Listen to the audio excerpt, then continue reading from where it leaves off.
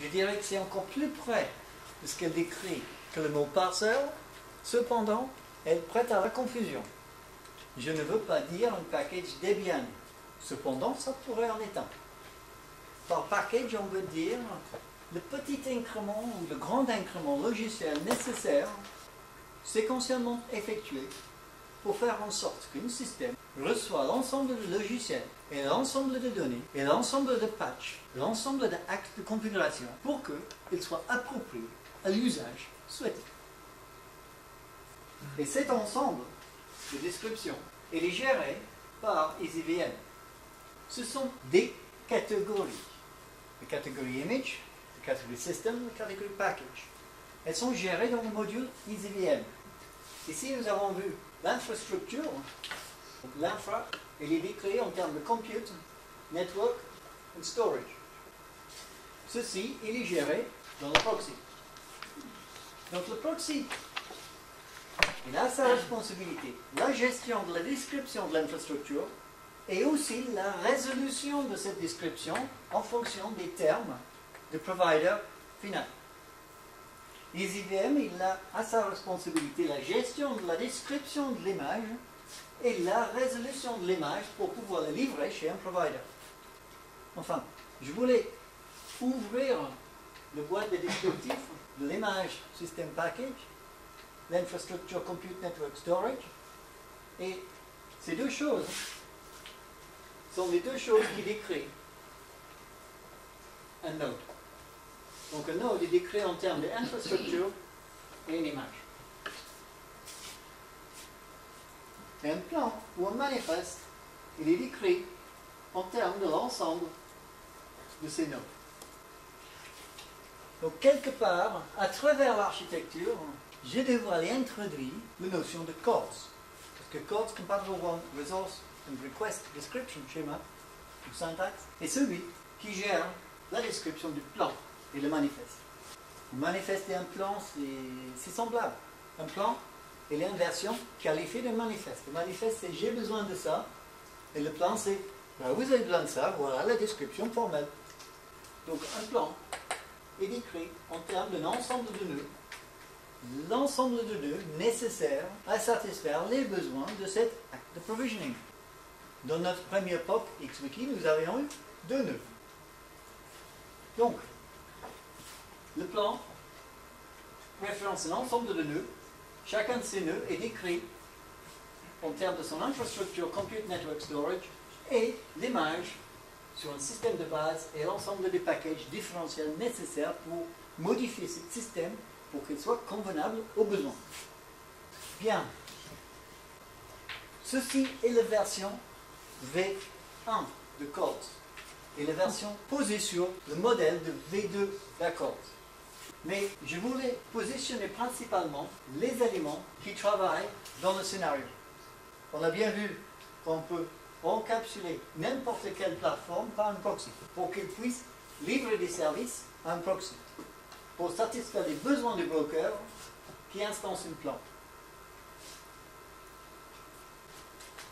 Cette architecture que je viens de développer pour le provisioning va servir et va pouvoir servir pour finalement faire du travail. Admettons que nous avons un service constitué de contrats pour lequel il y a du provisioning. Donc le provisioning a sélectionné l'infrastructure et il a résolu son application au stockage. Et à un moment donné, que ce service, elle a un Universal Identifier et on va vouloir le démarrer. Il se peut que plus tard, nous voudrions l'arrêter. Ou entre les deux, on pourrait le snapshotter, le saver, le sauvegarder. Donc, ceci est produit par le travail du broker avec le proxy et avec l'ensemble de proxy provisioners pour créer ce graphe de contrôle. Et lorsque le service reçoit une action start, c'est à ce moment-là, et pas avant, qu'il y aura engagement des ressources chez le véritable provider plateforme. C'est aussi à ce moment-là que si besoin y est, il y a des transactions qui vont avoir lieu, qui vont être créées pour faire du counting and billing, pour dire, là on vient de démarrer une VM avec quelle image.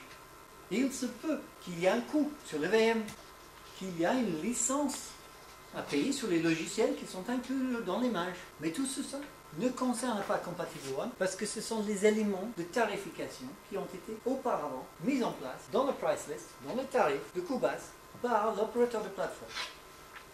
Que ce soit d'une manière statique, que ce soit d'une manière dynamique, ici, il sait qu'il y a un prix, il dit transaction. De même, lorsqu'il y a une opération stop, le contre-transaction, fin d'utilisation de telle ressource, est envoyé. Et lorsqu'il y a une opération save, il faut aussi qu'il y ait une transaction consommation de stockage chez quelqu'un. Donc, ce sont trois sources de transactions.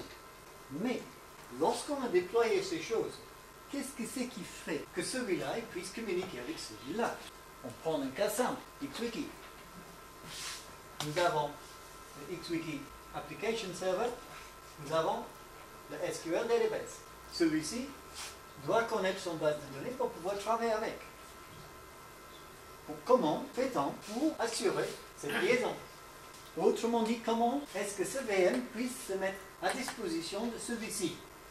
Pour gérer ceci, pour chaque contrat, il y a un ensemble d'instructions. Ces instructions sont rajoutées à chaque contrat lors de la création de la graphe du service. Et ces instructions sont décrites dans le manifeste par des éléments de configuration qui s'appellent des Action Expressions.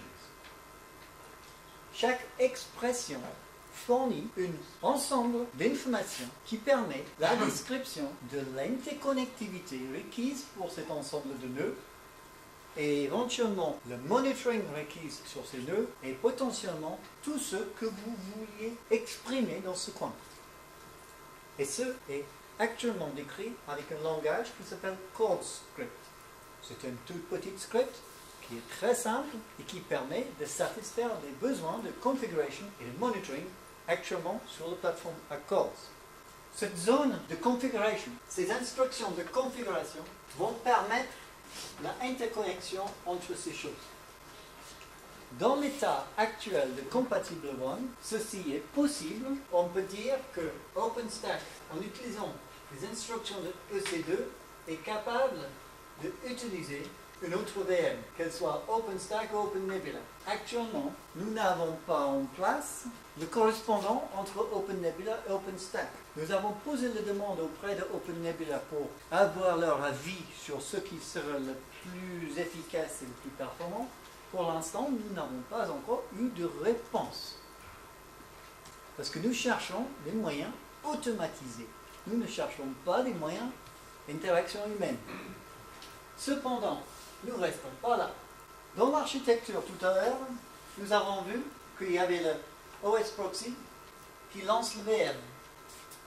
Cette VM contient l'image qui sera produite par le Image Production Services. À l'intérieur de cette image, nous avons le composant, en dehors, COSAX, Compatible One, Software Appliance Configuration Services.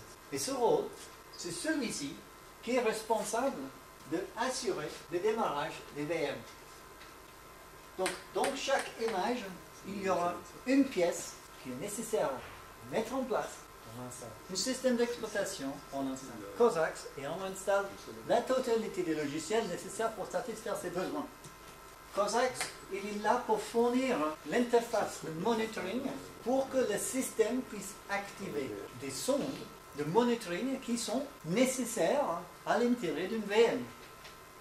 Donc, les informations, les instructions de configuration sont là pour fournir les métadonnées de description de l'interactivité, pour fournir les fichiers de configuration et pour aussi activer des sondes de monitoring et d'informer l'agent qui gère les sondes de le consommateur qui a demandé l'activation de ce système de monitoring.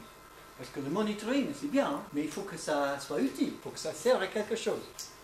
Donc, dans le modèle de Compatible One, nous avons un consumer de monitoring, nous avons un agent, et lui, il a l'ensemble des sondes.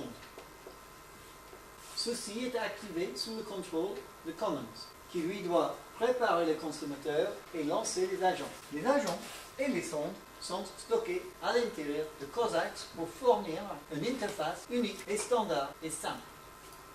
COSAX, actuellement, il existe. les Image Production Services existent sans pour autant remplir toute leur fonctionnalité. Donc les composants de l'architecture sont tous en place, ils sont tous opérationnels dans le sens qu'elles interopèrent avec les autres composants dans le modèle actuellement disponible du code et de Accord. Le rôle maintenant de Compatible One, ça va être d'assurer l'activation du monitoring et d'assurer le travail effectif du COSAX pour l'interactivité de machines. Et ceci pour contourner les problématiques inhérentes dans Nova, inhérentes OpenNebula et aussi qui sont posées par l'inconnu, etc. Donc dans l'interface de COSAX, nous avons identifié 3 catégories d'informations. Il y a des metadata de style nom égale valeur, il y a des fichiers et il y a des actions que j'appelle des scripts. Donc l'idée c'est que les instructions nécessitent le positionnement d'items de metadata et le positionnement de fichiers et ensuite il y a le stimulus, le script qui fait en sorte que ça démarre. Ça permet aussi d'utiliser les mêmes choses, de réutiliser les mêmes choses pour la préparation de l'image. À condition que COSAX soit déjà dans le Base Operating System, il est en état pour pouvoir recevoir les requêtes de l'extérieur pour l'installation de n'importe quoi. Pour l'utilisation de Puppet, de Chef, de CF Engine, de ce que ça soit, ici on cherche une manière générique de gérer tout ça.